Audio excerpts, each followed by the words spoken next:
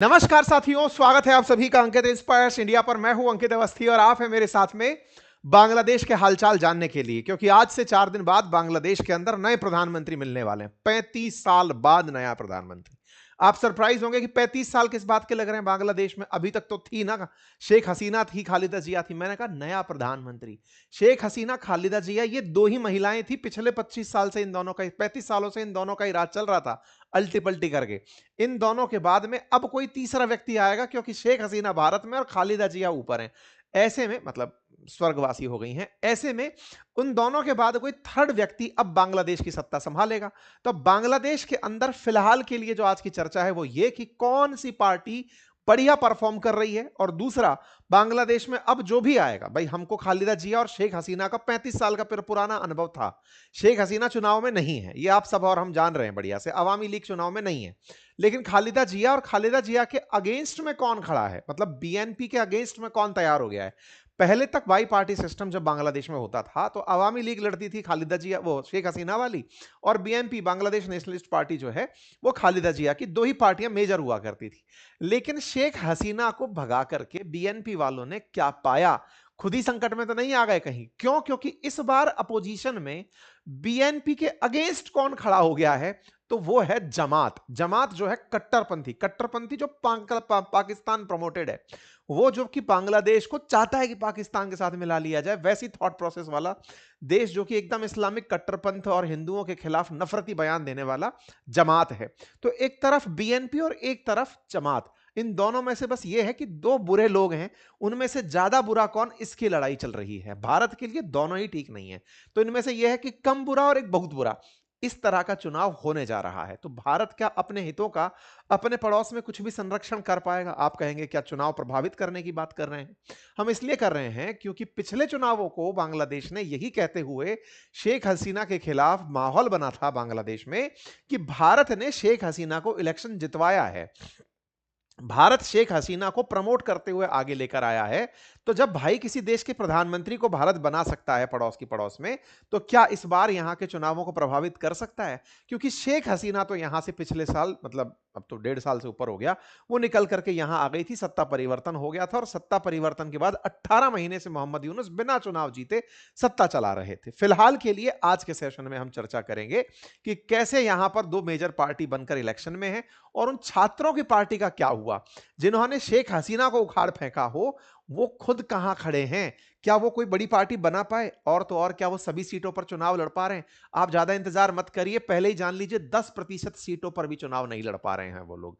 मतलब छात्र राजनीति के नाम पर शुरुआत करके देश को बदलने निकले जो यहां के लीडर्स थे, जिन्होंने एनसीपी पार्टी बना ली थी, उन छात्रों ने क्या कुछ किया? तो जवाब है नहीं साहब, 30 सीटों के साथ चुनाव लड़ रहे हैं।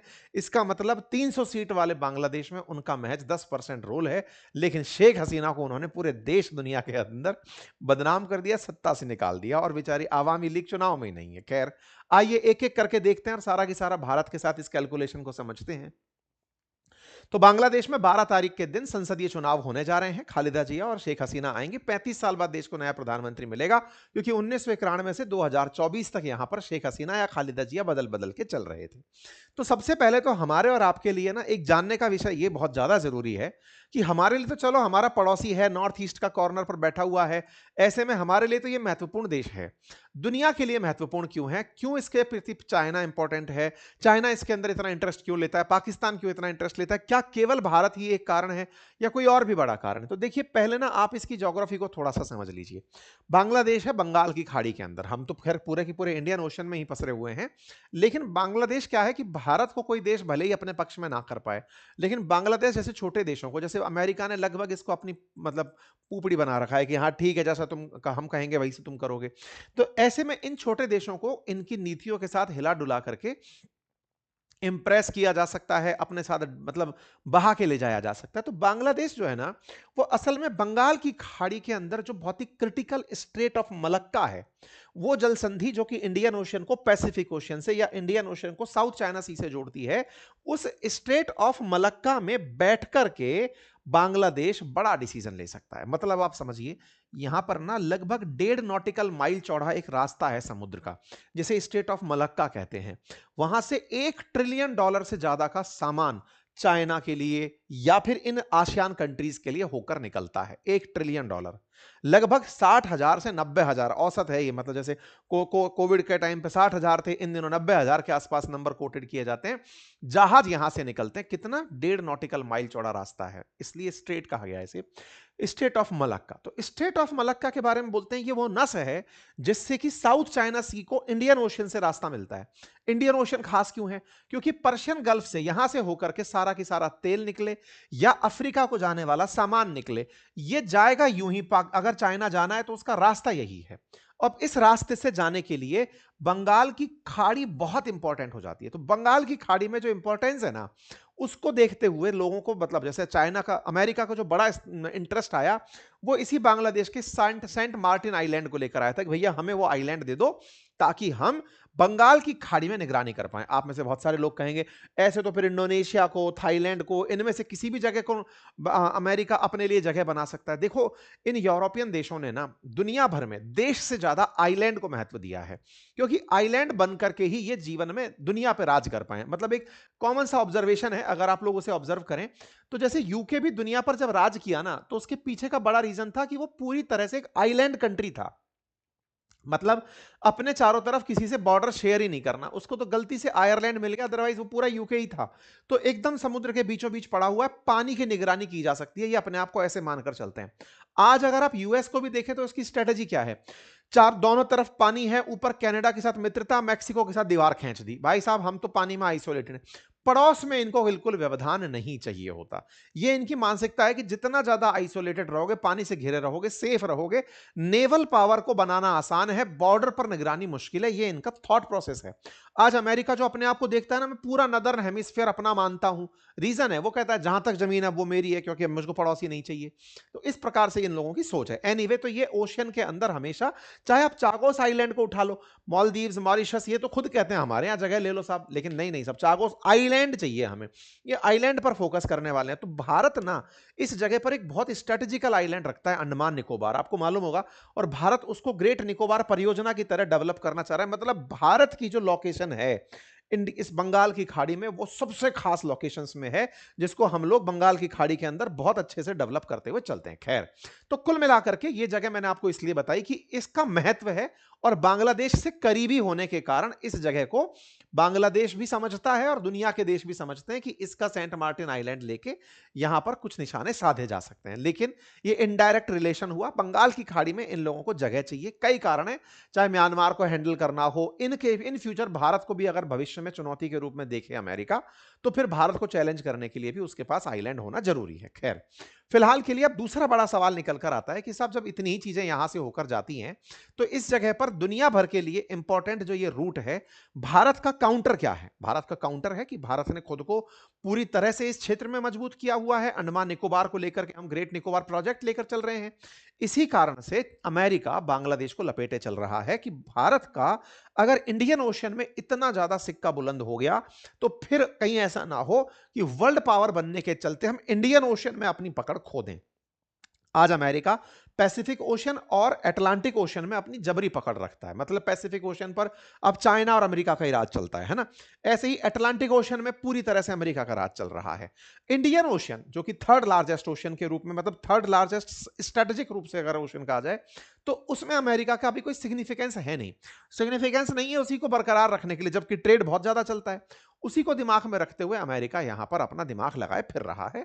यह सेंट मार्टिन की कहानी हमने कई बार आपको सुना दी। बांग्लादेश के दक्षिण में सेंट मार्टिन आइलैंड, जिसको ना देने के चलते शेख हसीना को हटना पड़ा, सत्ता परिवर्तित हुई, यहां से उनको फरार होकर के भारत में शरण लेनी पड़ी। यहां से बच करके निकली और भारत में आई, और तब से लेके बांग्लादेश भारत के खिलाफ हो रखा है। चलिए, लेकिन अब बांग्लादेश में जब से मोहम्मद यूनुस बैठे, मोहम्मद यूनुस जिनको बिठाया गया, ये अमेरिका के बिठाए हुए नुमाइंदे थे। आप और हम खूब अच्छे से इनके बारे में जानते आए। लेकिन इन्होंने अपनी पूरी विदेश नीति को भारत के खिलाफ मोड़ दिया। क्यों? बोले शेख हसीना आप लोगों ने बिठाई थी, शेख हसीना के खिलाफ हमारा प्रोटेस्ट था, बचा के भी आप ही लोग ले गए। यानी बांग्लादेश को आपने अपना स्लेव की तरह से ट्रीट किया, आपने उसको अपनी टेरिटरी की तरह से ट्रीट किया, इसलिए हम आपके खिलाफत करते हैं। तो इनके यहां पर जो असली खिलाफत रही, वो भारत की खिलाफत रही। चलिए, अब लेकिन खिलाफत में कौन ज्यादा खिलाफ होगा, इसका चुनाव होने जा रहा है, क्योंकि शेख हसीना हट गई। जो शेख हसीना की पार्टी थी आवामी लीग, उसको बैन कर दिया। तो अब यहां पर जब चुनाव हो रहा है, तो चुनाव इस बात का हो रहा है कि अब आफ्टर शेख हसीना कौन, तो अब शेख हसीना के बाद में कौन, इसका निर्धारण होने जा रहा है 12 तारीख को।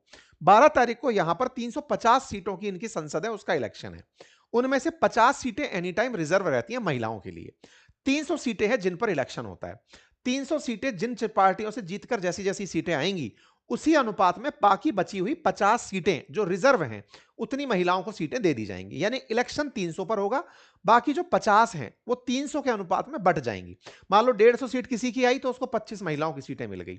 ऐसे मान लीजिए किसी की 30 आई तो किसी को 5 सीटें यहां पर मिल गई। उस प्रपोर्शन में इनके यहां पर महिलाओं की सीटों का रिजर्वेशन चलता है। इनकी कुल आबादी में 91% मुस्लिम है और 8% हिंदू हैं। इस प्रकार से यहां की जो पार्टी है वो जितना ज्यादा मुसलमान फेवर करेंगी, इस्लाम को फेवर करेंगी, उस तरह की पार्टियों को यहां पर ज्यादा तवज्जो दी जाती है। वो पार्टियां जो माइनॉरिटी के लिए बात करें, उनको यहां पर कोई महत्व नहीं दिया जाता। क्यों? क्योंकि वो यहां पर ज्यादा वोट शेयर नहीं रखते। ऐसे में बांग्लादेश का इलेक्शन और उसमें कौन की प्लेयर होगा और कौन सी पार्टी प्ले करेगी, ये फिलहाल के लिए एक बड़ा मुद्दा बना हुआ है। तो कितनी सीटें हैं? 300। अब बात करते हैं पार्टियों की। तो पार्टी यहां पर रही दो। आवामी लीग हटने तक, जब तक आवामी लीग थी तब आवामी लीग और बीएनपी पार्टी हुआ करती थी। अब कौन है? अब यहां पर बीएनपी यानी बांग्लादेश नेशनलिस्ट पार्टी है। और दूसरा जो जमात, जो शेख हसीना के टाइम पर पाबंदी पाती थी, यानी कि जिसके ऊपर सैंक्शन थे, जो चुनाव नहीं लड़ सकती थी, वो इस बार चुनाव में है। तो इस बार शेख हसीना के जाने से मुक्ति पाकर के उतरी हुई बाहर जमात इस्लामी, वो इस समय 11 पार्टियों को अपने साथ लेकर चुनाव लड़ रही है। अब इसको ऐसे समझिए, जैसे हमारे देश के अंदर बीजेपी अगर एक बड़ी पार्टी है तो वो अपने साथ गठबंधन को एनडीए कहकर चुनाव लड़ाती है। ऐसे कांग्रेस दूसरी बड़ी पार्टी है तो वो अपने साथ यूपीए नाम से चुनाव लड़ाती है। तो कई सारी पार्टियों का कोएलिशन होता है। ऐसे ही बांग्लादेश में दो मेजर गठबंधन हो गए। एक बीएनपी जो इस समय 10 पार्टियों को साथ लेकर चुनाव लड़ रही है, उनमें सबसे बड़ी पार्टी बीएनपी है, और दूसरी है जमात जो अपने साथ 11 बड़ी पार्टियों को लेकर चुनाव लड़ रही है। तो फिर से यहां पर दो पार्टियों का इलेक्शन है। अवामी लीग नहीं है तो भी दो बड़े गठबंधन बन चुके हैं। जो जमात वाला गठबंधन है ना, उसमें जो स्टूडेंट्स की पार्टी थी, जो 2024 में ही बनी थी, जिसका नाम नेशनलिस्ट पार्टी बना, नेशनल सिटीजन पार्टी एनसीपी बना, वो एनसीपी पार्टी जमात के साथ 2026 के जनवरी में गठबंधन कर ली।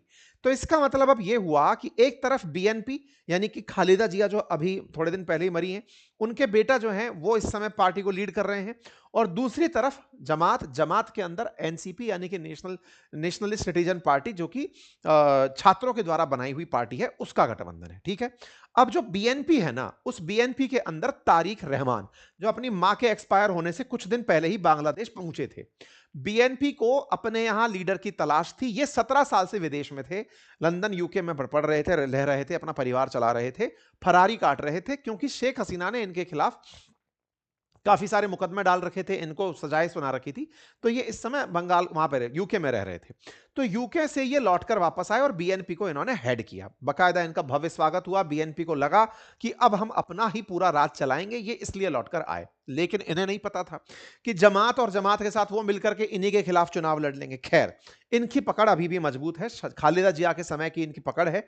पिछली बार खालिदा जिया की पार्टी चुनाव ही नहीं लड़ी थी, तो इस बार इनकी पकड़ थोड़ी मजबूत है और ये बढ़िया से सोचकर कर रहे हैं कि हम अपने बांग्लादेश को मां के सपने की तरह बनाएंगे, जो हमारी मां सोचती थी। बकायदा इन्होंने बांग्लादेश के लिए अपना मैनिफेस्टो जारी किया, जिसमें इन्होंने ये कहा कि जो बीएसएफ है, यानी भारत की जो बॉर्डर सिक्योरिटी फोर्स है, वो बॉर्डर पर किलिंग ना करे, ये हम सुनिश्चित करेंगे। और दूसरा, जो नदियों का पानी है वो सही से बंटवारा हो सके, हम ये सुनिश्चित करेंगे। मैं आपको बता दूं, भारत ने जो गंगा ट्रीटी कर रखी है बांग्लादेश के साथ, वो 2026 में समाप्त हो रही है। उसके बाद में हमारा पानी इनके पास कितना जाएगा, ये फिर से डिसाइड होना है 2026 के अराउंड मई में। और भारत अब इस बार एग्रीमेंट में, क्योंकि पिछले बार भी एग्रीमेंट में जाने से पहले हमने काफी ज्यादा इनको नेगोशिएशन में लिया था, तो अभी हमारे पास में ना गंगा जल का बंटवारा एक बड़ा मुद्दा है, जिसको लेकर के कोई सी भी सरकार बने वो आकर के हमारे साथ टेबल पर बैठेगी। तो ये अपने मैनिफेस्टो में इसको डाल दिए कि फेयर पानी मिले हमें, ये हमारी चाहत रहेगी, बॉर्डर किलिंग रुके, हम ये चाहते हुए आगे बढ़ेंगे। इन्होंने अपनी तरफ से कहा कि बांग्लादेश बिफोर ऑल की नीति हम अपनाएंगे, हमारे ऊपर मित्रता तो चलेगी, हमारे ऊपर मास्टरी नहीं चलेगी। इनका मतलब यही था कि इंडिया जैसे पहले बांग्लादेश पर मास्टरी करता था, हमको हमको मित्र की तरह ट्रीट किया जाए, हम पर कोई शासन ना करे, ये हमारा उद्देश्य रहेगा। बॉर्डर मैनेजमेंट मजबूत होगा, वाटर की सॉवरेनिटी रहेगी, हम रीजनल डाइवर्सिफिकेशन पर फोकस करेंगे, हम सबसे गठबंधन करेंगे, हम चाइना को बुलाएंगे, हम भारत के साथ भी रहेंगे, हम सार्क के साथ भी रहेंगे, हम सबके साथ रहते हुए आगे बढ़ेंगे। कुल मिलाकर के भारत का इनके साथ जिक्र है, ये चाहते हैं कि भारत के साथ आगे रिश्ते बढ़ाए जाएं। ठीक है साहब। दूसरा दल जिसका नाम है जमाते इस्लाम। जमाते इस्लाम नाम की जो पार्टी है उसके ही इस समय लीड कर रहे हैं शफीकुर रहमान। शफीकुर रहमान 67 वर्षीय हैं जो कि इस समय जमात को लीड कर रहे हैं। ये लंबे समय तक बैन चले अपने कट्टरपंथी विचारधारा के कारण, और ये बांग्लादेश के जन्म को ही गलत मानते थे। मतलब ये वो लोग थे जो बांग्लादेश के मतलब निर्माण को सहमत नहीं थे। मतलब जिस तरह से पाकिस्तान से टूट के बांग्लादेश बना, ये उस समय के पक्षधर लोग नहीं थे, इस कारण से इनको बैन रखा जाता था अवामी लीग के टाइम पर। अब ये छुट्टे हो गए हैं। अब जब ये छुट्टे हो गए हैं तो फिर इनके साथ में और लोग मिल गए, जैसे एनसीपी जैसी पार्टियां इनके साथ मिल चुकी हैं। इनने भी मैनिफेस्टो निकाला। जैसे मोदी जी ने 2047 में भारत को विकसित राष्ट्र की बात की है, इन्होंने 2040 तक बांग्लादेश को 2 ट्रिलियन अर्थव्यवस्था बनाने का दावा किया है। इन्होंने कहा कि हम पड़ोसियों के साथ, विशेष रूप से इंडिया के साथ कंस्ट्रक्टिव टाइज रखेंगे, यानी कि हम भारत के साथ में मतलब रचनात्मक रूप से संबंधों को आगे बढ़ाते हुए चलेंगे। बाकायदा इनके मैनिफेस्टो में यह बात लिखी गई, constructive relation with neighbouring countries, peaceful, friendly and cooperative relation will be built with neighbours and nearby countries including India, Bhutan, Nepal, Myanmar, Sri Lanka, Maldives, Thailand, इन सब के साथ और म्यूचुअल रेस्पेक्ट के साथ हम आगे बढ़ेंगे, और दुनिया के और देशों के साथ भी। साथ ही साथ जो सार्क और आसियान जैसी जगह हैं वहां पर भी हम एक्टिव एंगेजमेंट करेंगे। ये बात बोलते हुए इन्होंने बात कही। बात करते हैं सबसे ज्यादा जिसकी चर्चा होनी थी कि भाई अब जनता जो है वो छात्रों के नेतृत्व में राज करे, छात्रों के नेतृत्व में बांग्लादेश का भविष्य देखेगी। उनका क्या हुआ? उन लोगों ने निकलकर, जिन छात्रों ने आंदोलन करके शेख हसीना को हटाया था, उनकी पार्टी बनी नेशनलिस्ट सिटीजन पार्टी। इस पार्टी का इस बार के इलेक्शन में 300 में से मात्र 30 सीट पर दावेदारी की गई है। 30 सीटों पर ये चुनाव लड़ने के लिए तैयार हुए हैं, क्योंकि इनके साथ गठबंधन में जमात ने इनको 30 सीटें ही दी हैं कि भाई सुनो, 300 में तुम चुनाव नहीं लड़ पाओगे, तुमको कोई नहीं जानता, तुम यूथ हो, जैनजी क्राउड हो, शहरों में तुम्हारी रीच है जो कि इंस्टा फेसबुक पर तुम्हें लाइव करती है, तुमको सीट मिलेंगी 30। तो भैया कुल मिलाकर के ये 30 सीटों पर चुनाव लड़ने के लिए तैयार हुए हैं। लेकिन जब ये तैयार हुए तो बहुत सारे इन्हीं के साथी नाराज हो गए। इनके कई साथी जो कहते थे कि जमात के तो खिलाफ थे हम लोग, हम कट्टरपंथ के खिलाफ थे, हम कई विचारधाराओं के खिलाफ थे, ऐसा कहते हुए इन स्टूडेंट के यूनियन में से 9 नेताओं ने इनका संग छोड़ दिया, एनसीपी छोड़ दिया, और वो अब इंडिपेंडेंट चुनाव लड़ रहे हैं। उनमें से कई काफी फेमस जो नेता रहे इनके, जैसे समांता समरीन हुआ, तमसीन जारा हुआ, हाई प्रोफाइल कई फिगर थे, उनको आइडियोलॉजिकल क्लैशेस हुए और उन्होंने कहा कि नहीं भाई, हम इंडिपेंडेंट चुनाव लड़ लेंगे। लेकिन नाहिद इस्लाम जैसे जो लीडर थे वो डिफेंस में रहे कि नहीं, हमें साथ रह करके इनको सुधारना है, साथ मिलकर के इनको सुधारना है। अलतत्वगत्वा चुनाव में जब आप उतरते हैं तो फिर चुनाव की गणित कुछ और होती है, आपके आंदोलनों की गणित कुछ और होती है। आंदोलन जब हुए तब जनता को यह दिखाया गया कि हम बिल्कुल कुछ अलग लेकर आ जाएंगे, लेकिन जब चुनाव में उतरना हुआ तो कहा कि पहले साथ मिलते हैं, तब सुधार का इंतजार करेंगे। कुल मिलाकर के फिर से कोई नई आवामी पार्टी सी बन जाएगी इन लोगों के लिए, लेकिन ठीक है, इनको नई पॉलिटिक्स करनी थी और ये बांग्लादेश के लोगों को समझ में आ जाएगा कि इन्होंने छात्रों के नेतृत्व में परिवर्तन भले ही देखा हो, फैक्ट्रियां भले ही बंद हो गई हो, बेइज्जती भले ही हो गई हो, नया कुछ नहीं मिला। खैर, फिलहाल के लिए बांग्लादेश में अब जब चुनाव होने जा रहे हैं तो भारत के लिए बांग्लादेश महत्वपूर्ण हो जाता है, क्योंकि अल्टीमेटली पड़ोसी है। पड़ोसी के पास में अगर चीन की करीबी हो या पाकिस्तान की करीबी हो, हमारे लिए वो ठीक नहीं है, क्योंकि पाकिस्तान अब इनके साथ में सामान भी आदान प्रदान करने लगा है, जहाज भी, इनके हवाई जहाज भी एक दूसरे के बीच में उड़ने करने लगे हैं, उनकी तस्वीरें भी अब चलने लगी हैं, डायरेक्ट फ्लाइट उड़ने लग गई है पाकिस्तान बांग्लादेश के बीच में। तो भारत के लिए बांग्लादेश में किसी और पड़ोसी का दखल, पाकिस्तान और बांग्लादेश, पाकिस्तान और चाइना का दखल मिनिमम रहे, हम इनसे यही चाहते हैं। लेकिन इन सबसे परे एक भाई साहब अपना पूरा रोल प्ले कर रहे हैं। इन्होंने अपना एम्बेसडर यहां भेज रखा है साहब। यूएस एम्बेसी जबरदस्त सक्रिय हो रखी है तब से, जब से वो उस्मान हदी नहीं मरा था, उस समय से यूएस एम्बेसी सक्रिय हो रखी है भाई साहब। यूएस एम्बेसी ने तो बांग्लादेश को बढ़िया अपना बाजार बना लिया। आपको पता होगा, बांग्लादेश अमेरिका वाले जो मिनेसोटा के अंदर इनके मक्का पैदा होती है, चाइना वालों ने खरीदने से मना कर दिया था। बांग्लादेश तो बिका हुआ है, तो बांग्लादेश को इन्होंने अपनी वो फसलें जो कहीं नहीं खप रही थी वो यहां खपाना शुरू कर दी। जीएम क्रॉप्स, चाहे गेहूं हो चाहे मक्का हो, भाई साहब वो खपाना शुरू कर दी। इन्होंने बकायदा यहां के लिए अपना एक एम्बेसडर नियुक्त किया और आते ही उसने ये कहा कि हम 25-26 साल से, मतलब आप सोचकर देखिए, पिछले 8 सालों से बांग्लादेश में कोई इंपोर्ट नहीं हो रहा था अमेरिकी अनाज का भाई साहब तत्काल प्रभाव से इनके यहां पर मक्का की डिलीवरी होना शुरू हो गई, ये मक्का आ गई। मतलब बांग्लादेशियों को पता ही नहीं चला कि एक आदमी जो चुना नहीं गया था, मोहम्मद यूनुस, वो इनके लिए कौन से एग्रीमेंट कर गया, जिसके चलते अमेरिकी सामान धड़ाधड़ बांग्लादेश में आने लग रहा है, अमेरिका की फसलें आने लग रही हैं। विकासशील और अल्प विकसित देशों के पास में प्राइमरी सेक्टर के अंदर कृषि ही सबसे महत्वपूर्ण चीज होती है। अगर वो भी विकसित राष्ट्र इनको देने लगे तो ये लोग तो कटोरा हाथ में ले लेंगे, पाकिस्तान से भी बुरा हाल हो जाएगा। विचारणीय है कि बांग्लादेश को मक्का अमेरिका से मंगानी पड़ रही है, गेहूं भी अब ये अमेरिका से मंगवा रहा है। ये यहां पर इनके अभी इन्होंने बिठाए हैं अपने एम्बेसडर ब्रेंट टी क्रिश्चियन, वो सभी तस्वीरें शेयर करते हुए दिखाई दे रहे हैं कि देखिए साहब हमने मक्का पहुंचा दी है इतने साल बाद, 8 साल बाद मक्का, क्योंकि शेख हसीना मक्का यहां पर नहीं उतरने देती थी कि हम नहीं बिकने देंगे, फसलें तो हम खुद ही बना के खाएंगे साहब, कोई बात नहीं। भाई साहब चुनाव से पहले ब्रेंट टी क्रिस्टियन नाम का जो एम्बेसडर बांग्लादेश के लिए नियुक्त हुआ, वो बकायदा हर भी जैसे बीएनपी लीडर तारिक रहमान से मिलता है, इसके बाद में मोहम्मद यूनुस से मुलाकात करता है, इसके बाद में शफीकुर रहमान से, एक तरफ तारिक रहमान एक शफीकुर रहमान, शफीकुर रहमान जमात से है, उससे मुलाकात करता है। सबसे मुलाकात चल रही है इसकी कि बढ़िया से चुनाव लड़ना भाई, अपन देख रहे हैं सबको, है ना, तुम सबके साथ हैं अपन, इस तरह से भाई ये हर व्यक्ति से मिलते हुए तस्वीरें डाल रहा है। बाकायदा मुलाकात में ये तय कर रहा है कि बांग्लादेश के हितों, अमेरिकी हितों के खिलाफ बांग्लादेश में कुछ भी ना हो। अमेरिका को बांग्लादेश में दिखाना यह है कि हम तुम्हारे विकास में तुम्हारे साथ खड़े हैं, जबकि $0.88 बिलियन का इंपोर्ट करता है बांग्लादेश अमेरिका से और $6 बिलियन का एक्सपोर्ट करता है। मतलब इतना कि अमेरिका राउंड फिगर्स में इन्हें मिस भी कर सकता है कि छोड़ो छोड़ो, लेकिन अमेरिका के लिए ये स्ट्रेटेजिकली इंपॉर्टेंट हो रखा है। सेंट मार्टिन आइलैंड चाहिए, जो भी बने वो अमेरिका के साथ में दोस्ती रखे। कुल मिलाकर के ये सब धड़ों से नेवी के चीफ से मिल रहा है, बड़े बड़े अधिकारियों से मिल रहा है, सबसे इसकी मुलाकात चल रही है कि हाँ भाई बांग्लादेश में अपनी पकड़ पूरी है। बांग्लादेश के अंदर ट्रेड के नाम पर भारत सबसे बड़ा ट्रेडिंग पार्टनर में से एक है। अगर हम बांग्लादेश के ट्रेड की बात करें तो बांग्लादेश एक्सपोर्ट करता है $6 बिलियन का यूएस से, और हाईएस्ट इंपोर्ट करता है चाइना से $14 बिलियन का, सेकंड इंपोर्ट करता है भारत से लगभग $5-6 बिलियन के आसपास का। ठीक है, तो भारत के साथ इसका जो व्यापार रहा है चाइना का, बांग्लादेश का, उसमें ये ट्रेड डेफिसिट में रहता है, मतलब भारत से माल मंगा करके घाटे में रहता है। लेकिन बांग्लादेश ओवरऑल दुनिया को कपड़ों के सेक्टर में लार्जेस्ट एक्सपोर्टर बनकर बैठा रहा है, रेडीमेड कपड़ों के लिए। ऐसे में रेडीमेड कपड़ों में बांग्लादेश के लिए अमेरिका बहुत बड़ा बाजार रहा है। यूरोपियन यूनियन का जो बाजार था वो तो भारत ने हाल ही में चैलेंज कर दिया है, लेकिन जो ट्रेड डील भारत और अमेरिका की हुई है उससे इनका वो अमेरिकी बाजार भी छिनता हुआ दिख रहा है। इसके चलते अमेरिका से इनकी फिर से डील चल रही है।